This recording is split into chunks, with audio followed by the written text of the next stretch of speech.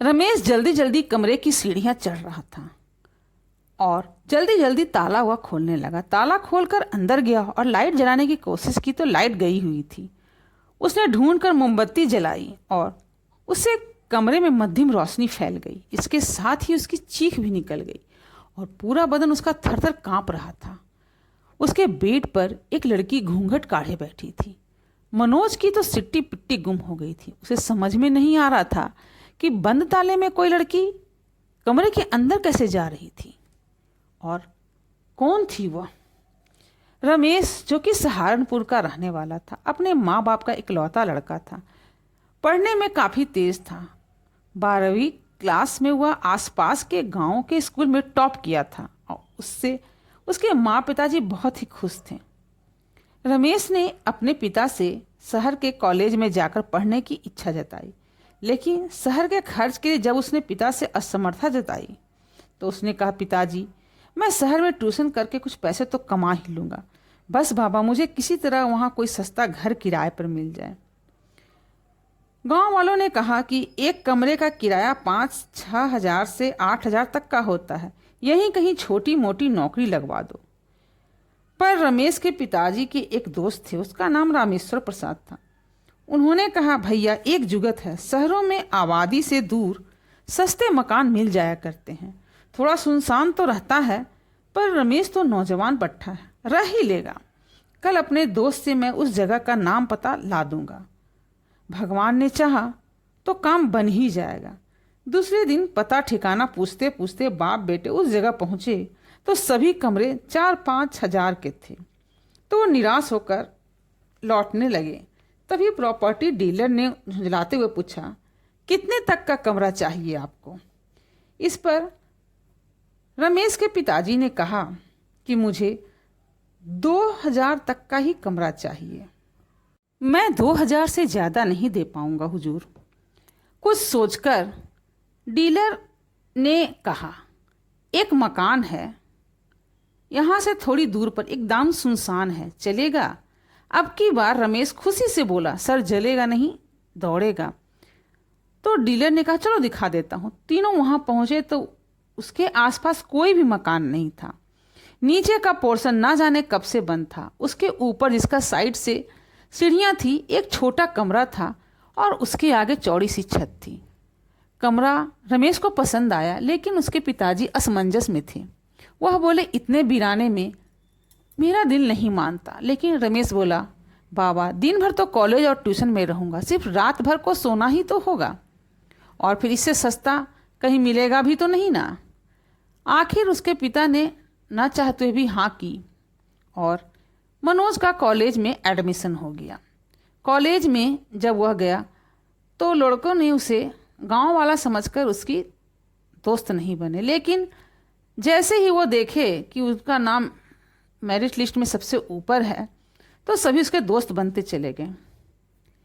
बातों ही बातों में रमेश से पूछा, तुम कहाँ रहते हो।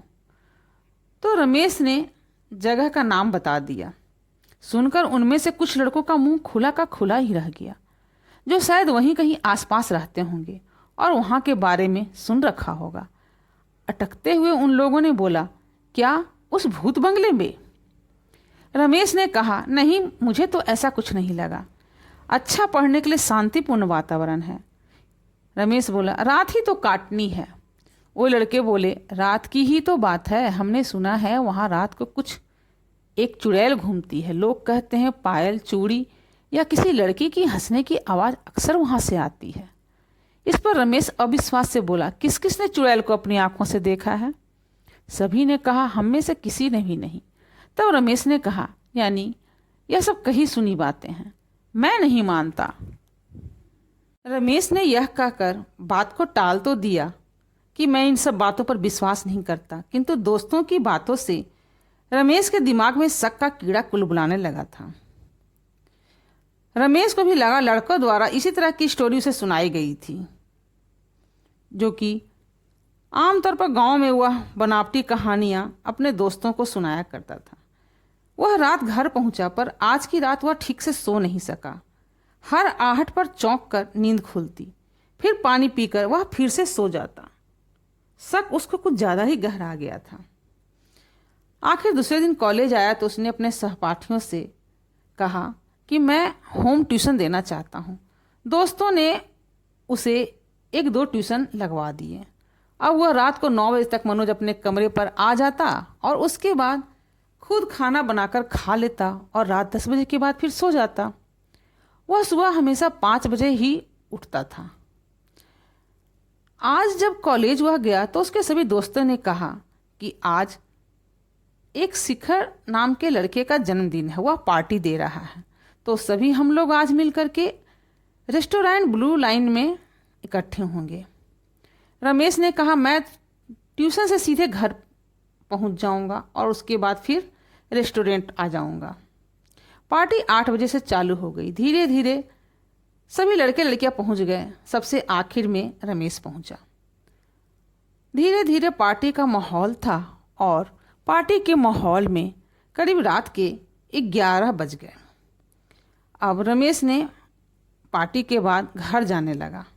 कुछ दूर तक उसको दोस्तों ने छोड़ दिया, लेकिन उसका घर थोड़ा दूसरी तरफ था, इसलिए वह अकेला ही जा रहा था। अकेले जाते जाते उसे डर तो लग रहा था, लेकिन निडर होकर वह गाना गाकर जोर जोर से गाना शुरू कर दिया और धीरे धीरे अपने रास्ता पर चलने लगा। तभी एक आवाज़ उसके कानों के पास से टकराती हुई निकली, जैसे कोई जोर से हंसी की आवाज़ पूरे वातावरण में गूंज रही थी। पायल की आवाज़ छम छम छम पास आती हुई महसूस हुई रमेश को। सामने ही उसका कमरा था। रमेश लगभग दौड़ता हुआ अपने कमरे की सीढ़ियां चढ़ रहा था। ऊपर पहुंचकर उसने राहत की सांस ली और जल्दी जल्दी ताला खोलने लगा। ताला खोलकर अंदर गया और लाइट जलाने की कोशिश की तो लाइट गई हुई थी। उसने ढूंढकर मोमबत्ती जलाने की कोशिश की। जब उसने मोमबत्ती जलाई तो कमरे में मध्यम रोशनी फैल गई और उस रोशनी के साथ ही उसकी चीख भी निकल गई। पूरा बदन उसका थरथर कांप रहा था, क्योंकि उसके बेड पर एक लड़की घूंघट काढ़े बैठी थी। रमेश की तो सिट्टी पिट्टी गुम हो गई थी। उसे समझ में नहीं आ रहा था कि आखिर बंद ताले में कैसे कोई लड़की कमरे के अंदर आ सकती है। यह देखकर घबराहट होने लगा। तभी उस लड़की ने उसे उसका नाम से पुकारा और पूछा कि आपने आने में इतनी देर क्यों लगा दी। इस पर रमेश ने हकलाते हुए हिम्मत करके पूछा, आप कौन हैं और अंदर कैसे आ गईं? उस लड़की ने झट से घूंघट उठाकर बोली, हमको बंद दरवाजे नहीं रोक पाते। रमेश ने देखा, बहुत ही खूबसूरत लड़की थी वो। बड़ी ही खूबसूरत आंखें, बिना पलक झपकाए देख रहा था, जैसे कोई सुध ही न रही हो।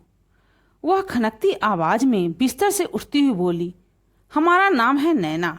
आज से 20 साल पहले हम इसी मकान के नीचे वाले पोर्शन में रहते थे, अपने माता पिता और छोटे भाई के साथ। यह सुनकर रमेश अपनी सुध-बुध खो बैठा और मंत्रमुग्ध सा उसको देखता रहा। तभी नैना आई और उसको बैठने का इशारा किया। रमेश यंत्र चालित सा बिस्तर पर बैठ गया।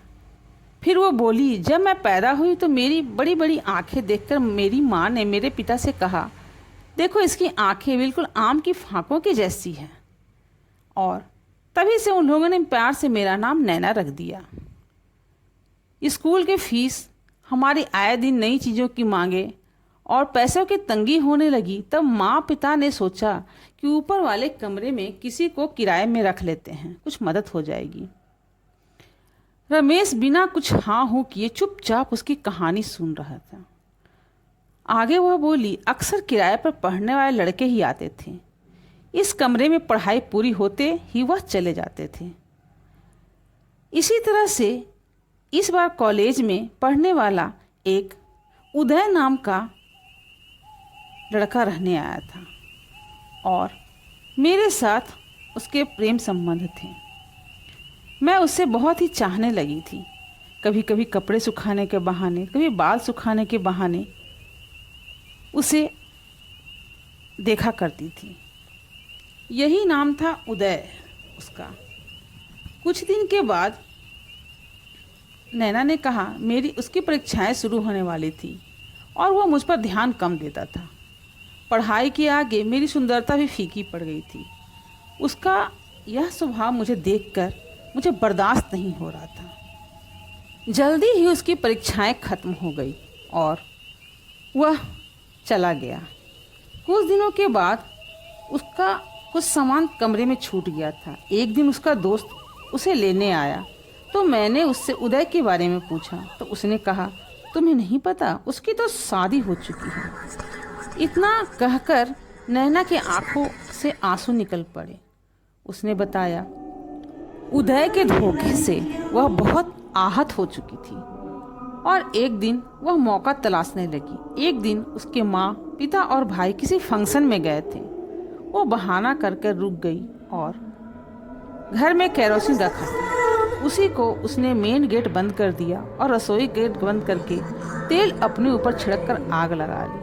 आग तो लगा ली, लेकिन जब शरीर ऊंची ऊंची लपटों से घिर गया तो उसकी तपन से जो शरीर में तड़पन हुई वह जलन मैं आज तक भी महसूस करती हूँ। यह सुनकर रमेश की रूह कांप गई उसकी कहानी सुनकर, पर आगे जानना चाहता था। उसके मुंह से फिर निकला। वह तभी हंसते हुए बोली फिर क्या। इतना कहते ही वातावरण पूरा डरावना होने लगा। बाहर आंधी तूफान आने लगा।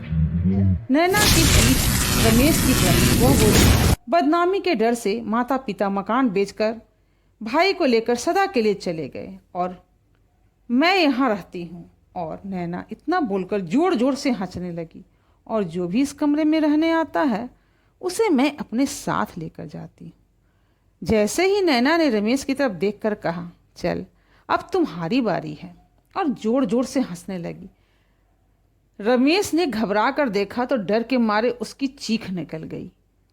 वो जिसे सुंदर लड़की दिख रहा था वह एक अर्जली काया खड़ी थी जिसका जला हुआ चेहरा एकदम कुरूप लग रहा था। कमरा जलने की बदबू से भर चुका था।